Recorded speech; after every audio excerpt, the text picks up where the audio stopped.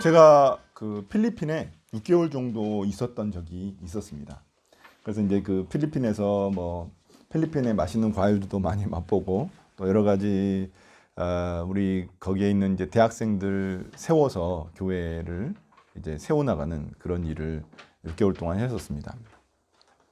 이제 그래서 그 친구들은 이제 원래는 이제 그 새벽 예배를 이제 데려오기 위해서 거기 베트남에 필리핀에서 그 새벽 4시에 제가 일어나가지고 이제 그 필리핀 그 시골에 있는 애들을 이렇게 데리고 도시로 이제 데려오는 거였습니다. 거의 거의 한 40분? 40분 넘게 걸렸던 것 같은데 아무튼 그렇게 이제 걔들을 데려오는 거였는데 이제 필리핀은 지금도 그렇지만 그 새벽 밤 이렇게 되면은 아예 불빛이 없거든요. 이 등불이 아예 없습니다. 그래서 엄청 어두운데 거기를 갔다가 이제 차를 몰고 제가 이제 처음에는 제가 그 차를 몰고 이제 갔는데 나중에는 이제 그 필리핀 기사분을 이제 했지만 처음에 이제 제가 몰고 갔는데 너무 어두운 거예요. 그런데 거기서 이제 애들을 기다려가지고 애들을 태우고 진짜 불빛 하나도 없는데 애들을 태워가지고 이렇게 교회에서 새벽 예배를 드렸던 적이 있습니다. 지금 생각해 보면 참 위험천만한 일이었는데 정말 그 필리핀에 그 한국 사람이 그 차 몰고 가가지고 무슨 일이 있으려고 참 위험천만한 일이었는데 아무튼 그때는 정말 사랑과 열정으로 할 수 있었던 일이었던 것 같습니다. 그런데 제가 그 친구들을 참 아무튼 잘 아끼고 되게 좋아했는데 한 가지 참 이해할 수 없는 그런 일이 있었습니다. 그게 뭐냐면은 예배 시간을 안 지키는 거예요. 예배 시간을 얼마나 안 지키냐면은 예배 시간이 그냥 완전히 다 들쑥날쭉이에요. 모든 친구들이. 그때 한 30명 정도 있었었는데 너무 늘쭉날쭉이어가지고 도대체가 11시에 예배를 시작하면 12시 넘어서 예배를 드린 적이 한두 번이 아니었어요. 이게 한두 번이 아니라 거의 대부분이 12시 넘어서 예배를 드리는 거예요. 그러니까 시간을 거의 안 지키는 거예요. 도저히 이제 처음에는 화가 나가지고 계속 이야기하고 도대체 왜 그러냐, 약속 좀 지켜라 막 이렇게 막 이야기했는데 도저히 저는 이제 이해할 수가 없었죠. 근데 알고 봤더니 이 필리핀의 이 더운 나라의 문화가 시간 개념이 별로 없는 거였어요. 그래가지고 이 1시간 늦은 거는 그냥 늦은 것도 아니고 그거는 뭐 사과할 필요도 없는 그냥 1시간 늦은 거는 그냥 기본. 그건 기본이었고 2시간 정도 늦어야 아주 조금 미안하다 뭐 이런 마음이 들 정도로 그런 나라였던 겁니다. 그러던 어느 날 이제 11시 예배인데 애들이 한 명도 안 보이는 거예요. 애들이 한 명도 안 보여서 도대체 무슨 일이지? 그래서 12시까지 기다리는 12시에도 아무도 안 오는 거예요.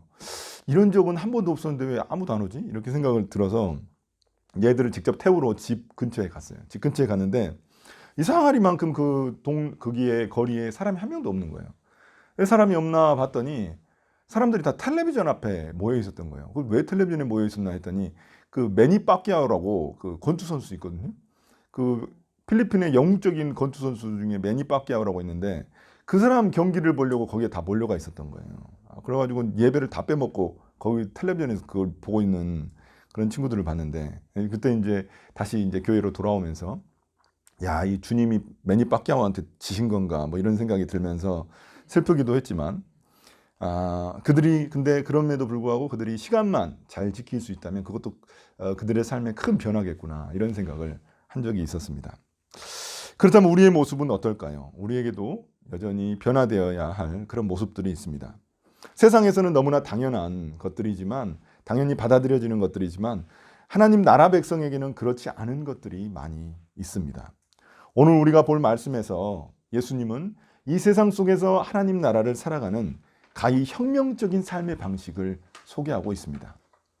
무엇이 도대체 하나님 나라를 살아가는 예수님 제자들의 삶의 방식일까요? 그것을 알아보는 시간이 되려고 합니다. 첫째, 예수님의 제자는 진실한 삶을 살아갑니다. 33절부터 34절입니다. 우리 같이 한번 읽어볼까요? 자, 같이 읽겠습니다. 자, 시작. 옛 사람들에게 말하기를 너는 거짓 맹세를 하지 말아야 하고 내가 맹세한 것은 그대로 주님께 지켜야 한다는 것을 너희는 또한 들었다. 그러나 나는 너희에게 말한다. 아예 맹세하지 말아라. 여기까지입니다. 맹세는 원래 구약에서 많이 등장하는 그런 율법입니다. 레위기 19장 12절이나 또 민수기 30장 2절, 또 신명기 23장 21절부터 23절에도 맹세에 대한 부분이 등장하고 있습니다. 한결같이 거짓 맹세하지 말고 맹세한 것은 반드시 지켜라 라는 말씀입니다. 그럼 그 당시 사람들이 왜 이렇게 이 맹세를 많이 했을까요? 왜냐하면 그 당시에는 사람들 사이에 불신이 많았습니다. 이 전쟁도 하고 전쟁도 많고 그렇다 보니까 사람들이 서로 믿지 못하는 거예요. 그래서 자신의 말의 신뢰성을 보장하기 위해서 맹세가 점점 많아진 겁니다. 맹세를 자주 하게 된 거예요, 사람들이. 그렇다 보니까 그 맹세를 두는 대상이 있어야 될 거 아니에요. 난 뭐한테 맹세한다, 어디에 맹세한다, 이런 것들이 있을 거 아니에요. 그 맹세의 대상도 다양해졌어요. 그래서 사람들이 이제 주로 맹세하는 거는 대상은 이제 하늘이나 땅, 예루살렘을 두고 맹세를 했습니다. 그들에게는 이제 소중한 것들이죠. 하늘, 땅, 예루살렘 이런 거. 그러니까 거룩한 하나님의 이름을 함부로 부를 수가 없으니까 다른 것들로, 다른 또 가치 있는 것들로 맹세를 했던 것입니다. 심지어 자신의 머리를 두고 맹세하는 경우도 있었습니다. 이 머리라는 건 자기의 목숨을 걸고 맹세하는 거거든요. 내 목숨 건다. 우리도 보통 쓰잖아요. 내 목숨 건다. 내 말에 내 목숨 건다. 이런 말을 하잖아요. 그런데 예수님은 뭐라고 하십니까? 아예 맹세를 하지 말라고 하십니다. 왜일까요? 아예 맹세를 하지 말래요. 이들이 맹세를 둔 하늘, 땅, 예루살렘, 머리 모두 하나님의 소유이기 때문에 그렇습니다. 다시 말해서 결국 자기 마음대로 맹세를 둘 수 있는 대상이 아니라는 겁니다. 하늘도 그렇고 땅도 그렇고 뭐 자기가 맹세를 어긴다고 해서 뭐가 달라질 게 있습니까? 하늘이나 땅이나 뭐 예루살렘 달라질 게 있어요? 그게 아니잖아요. 예. 또 자기의 머리도 마찬가지입니다. 예수님 뭐라고 하시냐면 인간이 머리카락 한 올도 희거나 검게 하지 못한다고 말씀하십니다. 그러니까 머리카락 색깔 하나도 자기가 뭐 결정할 수 없는데 무슨 자기 목숨을 걸고 뭘 맹세하냐는 거예요. 머리카락 하나도 주님이 주신 대로, 하나님이 주신 대로 그대로 살아야 되잖아요. 물론 이제 요새는 염색도 하지만 그 당시에 이제 자기가 주신 그 주님이 주신 머리카락을 그대로 하고 살아야 되는데 무슨 자기 목숨까지 걸 수 있냐는 겁니다. 얼마나 어리석은 것인지 말씀하고 계시는 겁니다. 사람들은 시간이 갈수록 이제 맹세를 남용해서 맹세만 하고 지키지 않는 사람들도 점점 많아졌습니다. 아, 내가 맹세합니다. 맹세해요. 하늘에 두고 제가 맹세해요. 근데 그 말씀을 안 지키는 거예요. 그러니까 맹세는 진실성을 담보하기 위해서 했던 것인데 이제는 오히려 남들을 속이기 위해서 맹세를 하는 거예요. 아, 맹세하면 그래도 좀 믿을 만하다 이런 식으로 생각할 것 같아서 맹세를 하기 시작했던 겁니다. 그래서 예수님은 뭐라고 하시냐면 이런 맹세를 하는 것을 악한 것이라고 이야기하십니다. 악한 것. 그러니까 남을 속이기 위한 수단으로 전락해버린 거죠. 맹세 자체는 또 어떤 것입니까? 사람들 사이에 불신을 바탕으로 하고 있습니다. 믿는데 맹세할 필요가 있겠습니까? 믿는데 맹세를 왜 해요? 그렇잖아요. 그러니까 뭔가 안 믿기 때문에 맹세가 필요한 겁니다. 불신을 깔고 있는 거예요. 그래서 예수님은 제자들은 맹세를 하지 않더라도 자신의 말과 행동을 반드시 지켜야 한다고 말씀하시는 겁니다. 제자들은 맹세할 필요조차 없을 정도로 먼저 신뢰받을 만한 사람이 되어야 한다고 말씀하시는 것입니다. 말은 이렇게 하고 속마음은 다르다거나 행동은 이렇게 한다고 해놓고는 그렇게 하지 않는 이런 경우가 있다는 것입니다. 그래서 예수님은 그냥 예입니까 하면 예라고 말씀하고 아니면 아닌 거고 예면 예인 거고 기면 긴 거고 아니면 아닌 거고 이렇게 하라는 겁니다. 뭘 두고 맹세하고 자기의 말이 진실함을 보이려고 하지 말고 예전에는 뭐 어린애들 그 우리 청년들 사이에서는 이상한 그 뭐 누구 두고 막 맹세하고 막 그런 거 있었었잖아요. 근데 그거는 벌써 불신이 작용하고 있다는 겁니다. 그래서 누구를 두고 맹세하지 말고 그냥 기면 긴 거고 아니면 아닌 거라고 그렇게 대답하라고 말씀하십니다.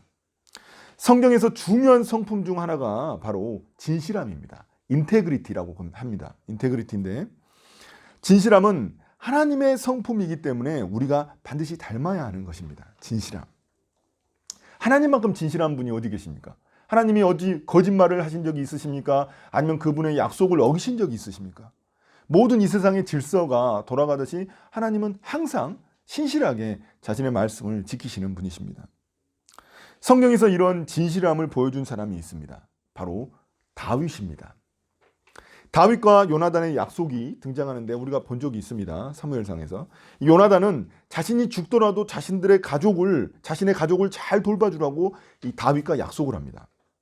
실제로 다윗은 요나단이 죽은 후 몇 년이 지나서 요나단의 아들 무비보셋을 어떻게든 찾아가지고 그 아들을 잘 돌봐주었습니다.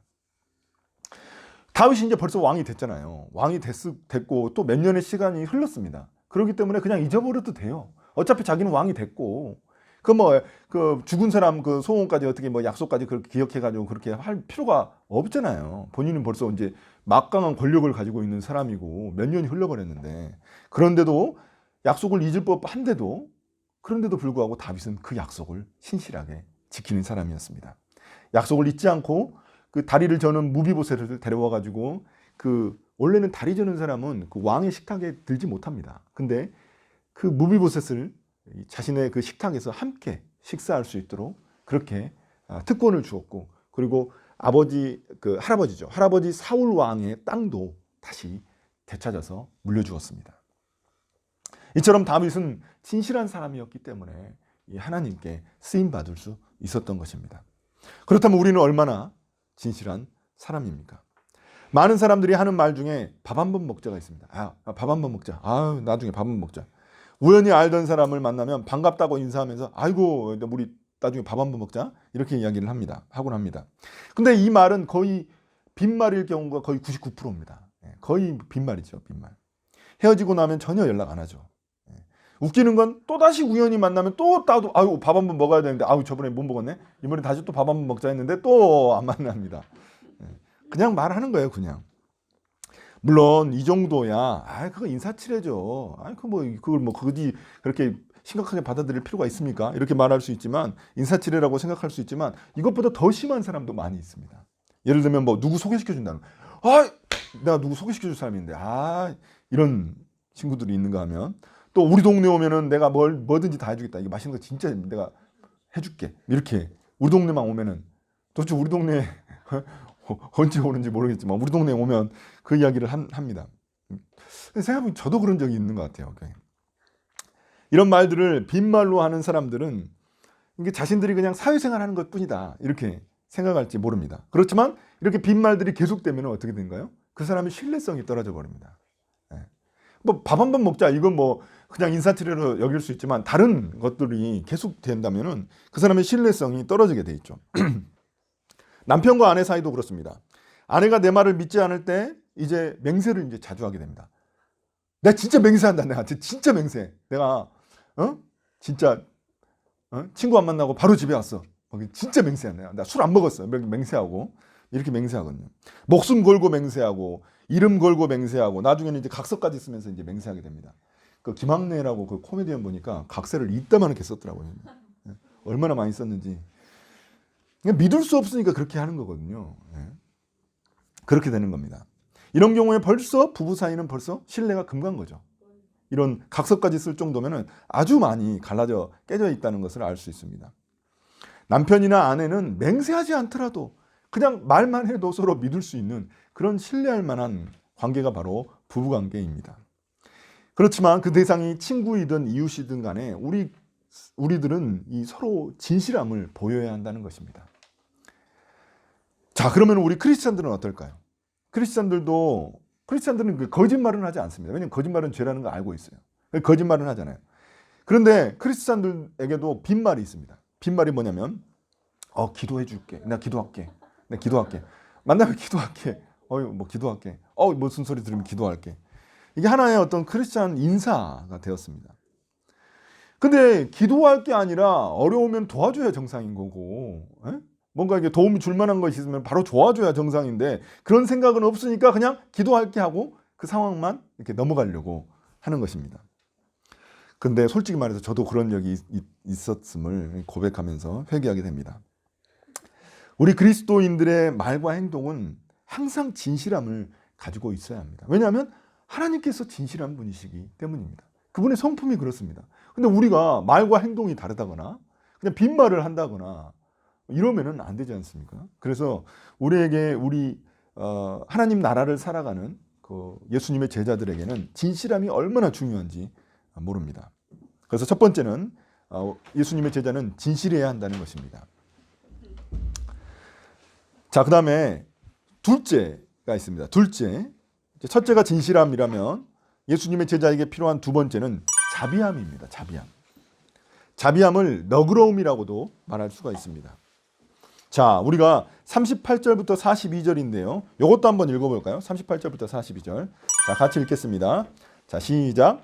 눈은 눈으로 이는 이로 갚아라 하고 말한 것을 너희는 들었다. 그러나 나는 너희에게 말한다. 악한 사람에게 맞서지 말아라. 누가 내 오른쪽 뺨을 치거든 왼쪽 뺨마저 돌려대어라. 너를 걸어 고소하여 내 속옷을 가지려는 사람에게는 겉옷까지도 내주어라. 누가 너더러 억지로 오리를 가자고 하거든 심리를 같이 가주어라. 내게 달라고 사람에게는 주고 내게 꾸려고 하는 사람을 물리치지 말아라.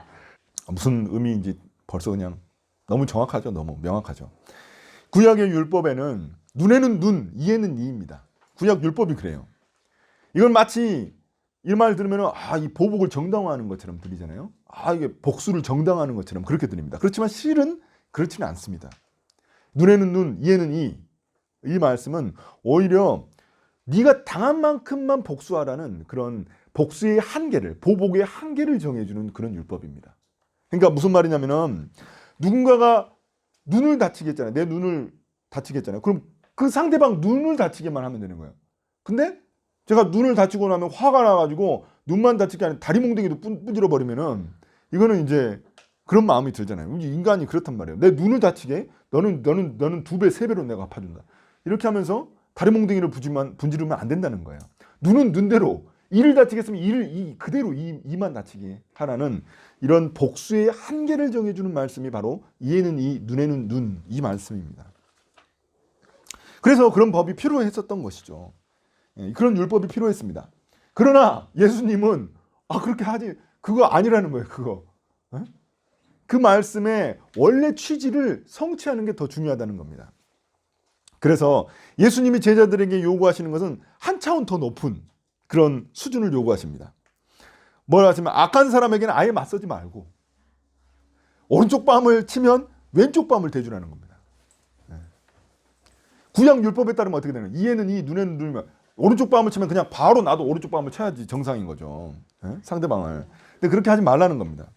근데 그냥 복수하지 말고 보복하지 말라는 것에서 그치는 게 아니라 왼쪽 뺨도 대주라는 거예요. 오른쪽 뺨 때렸을 때 예, 알겠습니다. 그냥 돌아가는 게 아니라 그래, 왼쪽 뺨도 쳐라. 이렇게 하고 왼쪽 뺨도 대주라는 겁니다. 이거 더 화나게 만들려고 그렇게 하라는 게 아니고 더 열받으라고 그렇게 하라는 게 아니고 진짜 그 마음에서 그렇게 대주라는 겁니다. 자, 근데 좀 이상한 것이 있죠. 그건 뭐냐면은 오른쪽 뺨을 이게 보통 그 당시에 이제 대부분 왼손잡이들은 제가 좀 이상한 사람들이라고 했잖아요. 그 당시에는 왼손잡이들이 정상이 아니었는데 대부분 다 오른손잡이에요. 그 오른손잡이로 뺨을 치면 어떻게 돼요? 어디가 맞아요? 어디가 맞아요? 오른쪽 손으로 뺨을 치면 어디가 맞게 돼 있어요? 왼쪽 뺨이 맞게 돼 있죠. 근데 여기서 뭐라고 하고 있어요? 오른쪽 뺨이라고 하죠. 그럼 어떻게 때리는 거예요? 이렇게 때리는 거죠. 이렇게 때리는 거죠. 그러니까 지금 예수님이 지금 상황 설정을 하고 있는 지금 이 상황은 뭐냐면은 이렇게 때리는 걸 이야기하는 겁니다. 이렇게 때린다는 건 뭐냐면은 정말 모욕적인 상황을 이야기하고 있는 거예요. 이렇게 때리면 이게 정상이고 이렇게 때리는 거는 몇 배는 모욕적인 그런 행동을 의미하고 있는 겁니다. 그런 상황에서조차 너무 모욕적인데 왼뺨까지 대주라는 거예요. 야, 이거 완전히 어떻게 살라는 건지 그런 이야기를 하시는 거죠. 그러니까 이 모욕적인 행동을 받았더라도 보복을 포기할 뿐 아니라 상대방의 분노에 자신을 더 내어줄 각오까지 하라는 겁니다. 더 내어줄 각오까지 하라는 거예요. 또 누군가 고발을 합니다. 법정에서 이제 일어나는 일인데 고발을 하면은 그 고발했을 때 그 사람이 이제 빠져나가지 못하도록 담보가 필요했어요. 그 담보를 뭐로 하냐면은 속옷을 가지고 담보를 합니다. 보통.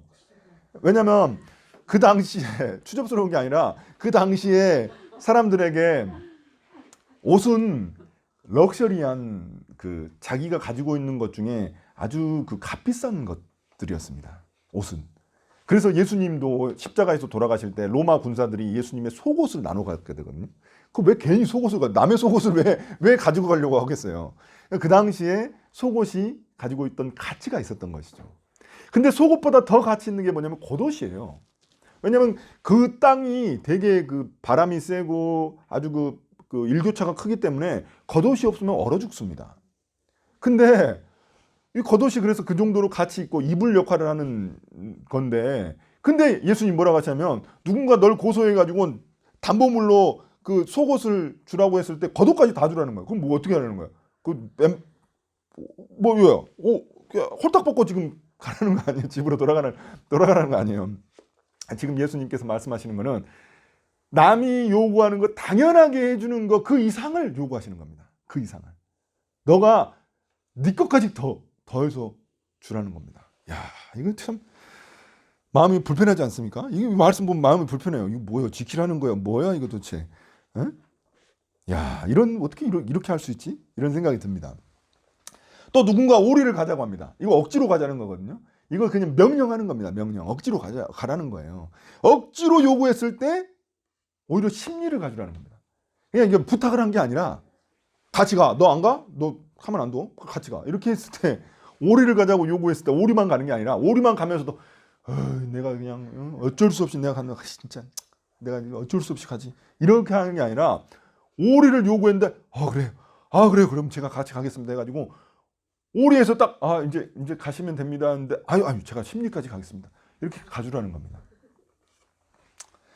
야, 이거 완전히 불이익을 감수할 뿐만 아니라 불이익을 준 자에게 내 것까지 더 내서 베풀어 주라는 그런 진짜 자비함의 끝을 보여주는 끝판왕인 이런 혁명적인 삶의 방식을 예수님은 이야기하고 있는 겁니다.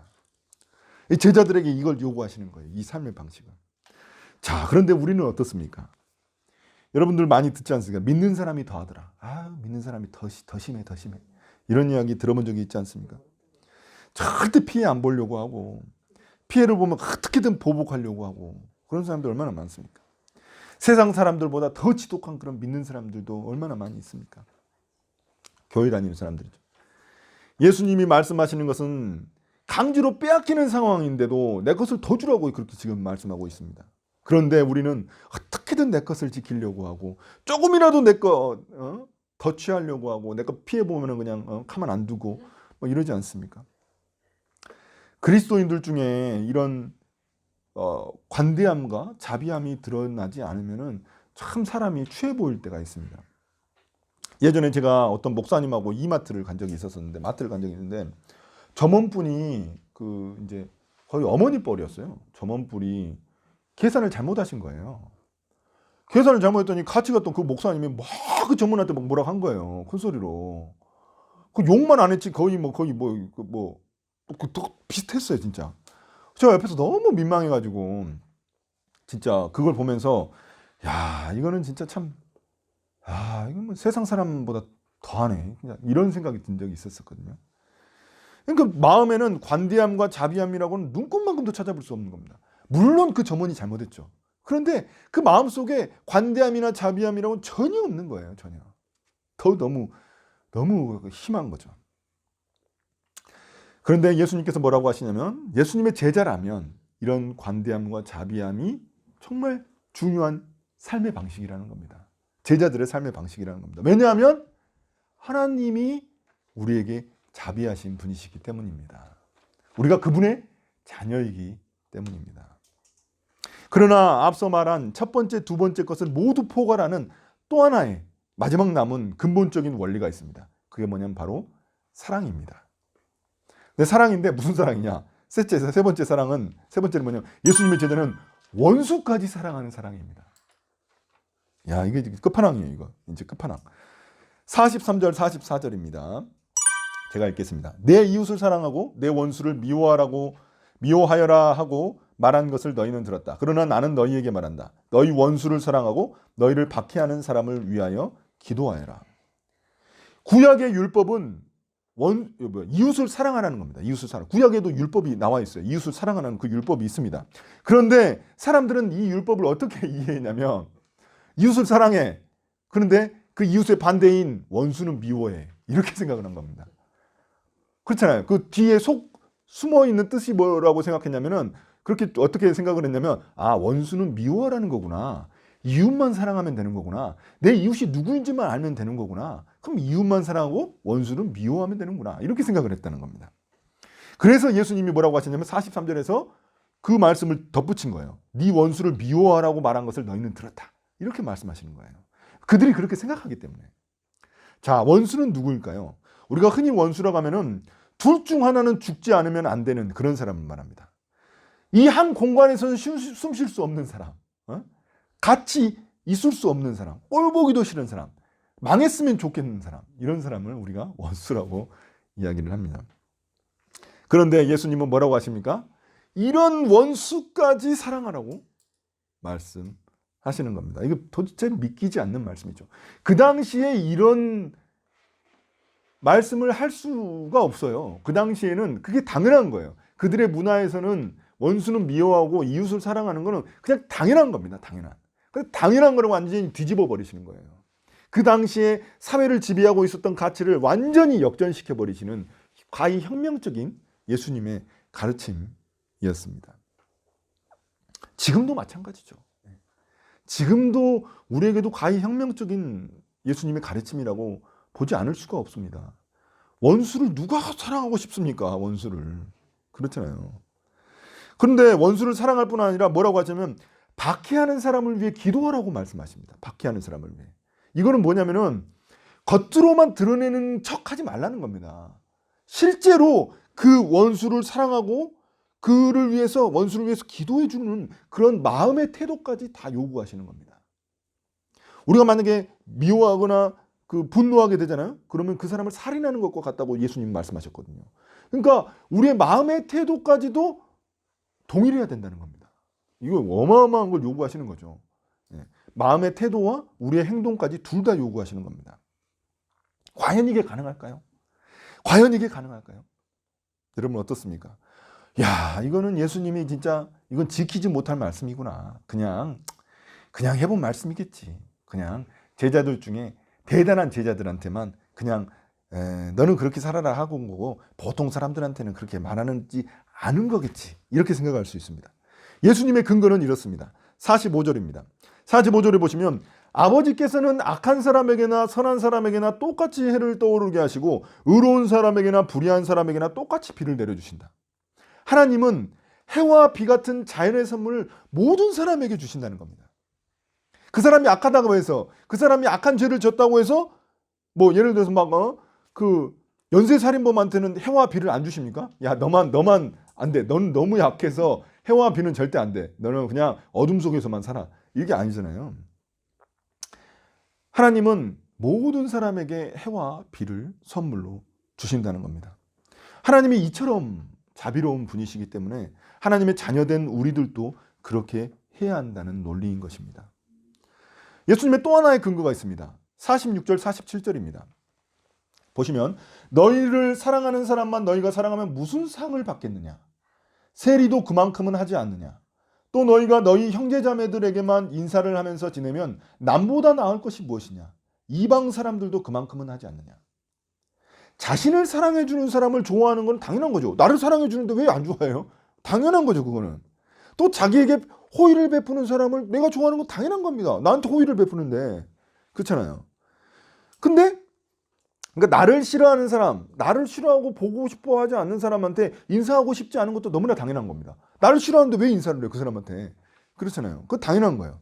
그러나 하나님의 은혜를 받아서 하나님의 백성이 된 그런 사람들은 당연한 것만 해서는 안 된다는 겁니다. 그건 다 당연한 거, 그건 다 아는 거고, 그건 세상 사람들도 다 아는 것이고, 너희들은 세상 사람들이 아니지 않느냐. 예수님이 그렇게 말씀하는 겁니다. 너희는 세상 사람들이 아니지 않느냐. 안 믿는 사람들도 그 정도는 하고 사는데 너희들이 그 정도만 해가지고 나는 뭐 할 거 다 있다 이렇게 말할 수는 없지 않느냐. 네? 믿는 사람들은 달라야 되지 않겠느냐. 이 말씀을 하고 계시는 겁니다. 예수님의 제자들에게 말씀하시는 겁니다. 왜냐하면 지금 예수님께서 산상수훈, 설교를 산 위에서 지금 하고 계시는데 거기에는 첫 번째로 예수님 바로 근처에 있었던 제자들이 있었습니다. 그리고 그 주변에는 누가 있었냐면 예수님을 따라온 무리들이 있었어요. 그러니까 예수님은 제자들과 무리들에게 다 말씀을 하고 계시지만 특별히 누구에게 집중해서 말씀하고 계시냐면 제자들에게 말씀하고 계시는 겁니다. 제자들에게. 그러니까 이거는 그냥 예수님을 따르는 무리들이 지킬 수 있는 수준이 아닌 거예요. 제자들에게 말씀하고 계시는 것입니다. 그렇다면 우리는 어떻습니까? 예수님의 제자라고 말할 수 있겠습니까? 자, 이게 그럼 가능할까요? 왜 예수님은 너무 무리한 것을 우리에게 요구하시는 것일까요? 이거는 그냥 필리핀 애들이 주일 예배 시간 맞추는 거하고 차원이 다른 겁니다. 우리의 본성을 거스르는 거거든요. 어떻게 나를 미워하고 나를 싫어하는 사람한테 인사를 하고 잘 대해주고 마음으로 기도해주고 축복해주고 그거 할 수 있습니까? 완전히 다른 이야기인 거죠. 자, 그럼 이게 어떻게 가능할까요? 우리는 그 답을 48절에서 찾을 수 있습니다. 48절 한번 같이 읽어보도록 하겠습니다. 오늘 말씀의 핵심입니다. 핵심. 자, 우리 같이 읽도록 하겠습니다. 자, 시작. 그러므로 하늘에 계신 너희 아버지께서 완전하신 것 같이 너희도 완전하여라. 이 완전이라는 것은 물리적으로 완전함을 의미하는 게 아니라 온전함을 의미하는 겁니다. 온전함. 내 마음과 내 행동이 온전해지는 것을 의미하는 겁니다. 제자들이 혁명적인 삶의 방식으로 살아갈 수 있는 이유는 누구 때문이냐면 바로 하나님 아버지 때문이라는 겁니다. 하나님 아버지의 성품을 닮아가는 자들이 바로 제자들이기 때문입니다. 우리가 하나님 아버지께 받은 자비와 사랑 때문에 우리도 그것을 베풀 수 있는 것입니다. 내가 경험하지 않았다면 그걸 어떻게 남한테 베풀 수 있겠습니까? 그럼 내가 경험했기 때문에 그것을 베풀 수 있다는 겁니다. 그럼 우리는 왜 아직도 그 수준까지 못 되는 거죠? 안 되는 거죠? 우리가 예수님의 그 사랑과 자비를 그만큼 깨닫지 못하기 때문인 것이죠. 자, 그 증거가 바로 십자가입니다. 골로새서 1장 21절 22절은 우리에게 이렇게 말합니다. 전에 여러분은 악한 일로 하나님을 멀리 떠나 있었고 마음으로 하나님과 원수가 되어 있었습니다. 그러나 지금은 하나님께서 그리스도의 죽으심을 통하여 그분의 육신의 몸으로 여러분과 화해하셔서 여러분을 거룩하고 흠이 없고 책망할 것이 없는 사람으로 자기 앞에 내세우셨습니다. 우리가 죄로 인해 하나님과 원수가 되었을 때 주님은 우리에게 예수 그리스도를, 하나님은 우리에게 예수 그리스도를 보내주셨습니다. 그리고 예수님께서 십자가에서 우리의 죄를 대신해서 죽으심으로 말미암아 우리가 구원을 얻게 됐습니다. 이런 주님의 큰 사랑과 자비를 우리가 경험했기 때문에 우리도 그 사랑과 자비를 베풀 수 있다는 것입니다. 물론 지금도 여전히 어렵죠. 저도 마찬가지입니다. 이 말씀 준비하면서 도대체 이거 뭐 어떻게 나도 실천 못하는 것 같다. 어떻게 누구한테 이야기를 하나 이런 생각이 들죠. 그러나 이게 하나님 나라의 원리라는 겁니다. 왜 하나님 나라를 예수님께서 하나님 나라 복음을 선포하셨냐면은 이런 세상이 되기를 원하셨던 것이죠. 하나님의 자녀들, 하나님의 제자들이 살아가는 세상, 하나님의 나라가 임한 세상. 이 하나님의 나라는 하나님의 통치가 임한 세상이거든요. 하나님이 나를 다스리시는 그런 세상을 원하셨던 것입니다. 우리가 완벽하게 그 세상을 만들 수는 없지만 주님이 다시 오실 때 그 세상이 우리 가운데 임하게 될 것입니다. 그것을 우리가 새하늘과 새 땅이라고 이야기하는 것이죠. 이제 오늘 말씀을 이제 마무리하겠습니다. 사랑하는 성도 여러분, 예수님이 말씀하신 이런 혁명적인 제자들의 삶의 방식은 우리에게도 너무나 버거운 것입니다. 이게 솔직하지 않습니까? 솔직하게 우리 버겁지 않습니까? 그러나 불가능하다고 생각하지 마시기 바랍니다. 우리가 불가능하다 이렇게는 생각하지 말아야 합니다. 그렇다면 예수님은 아예 말씀도 하지 않으셨겠죠. 이 불가능한 말씀을 왜 말씀하십니까? 분명히 우리의 힘으로는 불가능합니다. 우리의 힘으로는 불가능합니다. 그러나 우리가 주님의 사랑을 깨달으면 깨달을수록 우리의 삶은 분명히 변화될 것입니다. 하나님이 우리의 삶을 온전히 통치하실 때, 하나님의 나라가 온전히 우리 안에 거했을 때 우리의 삶은 분명히 변화될 것입니다. 내 감정과 내 마음과 내 육체까지 주님의 통치를 받을 때 우리는 더욱 진실해지고 우리는 더욱 자비해지며 우리는 원수까지도 사랑하게 될 줄 믿습니다.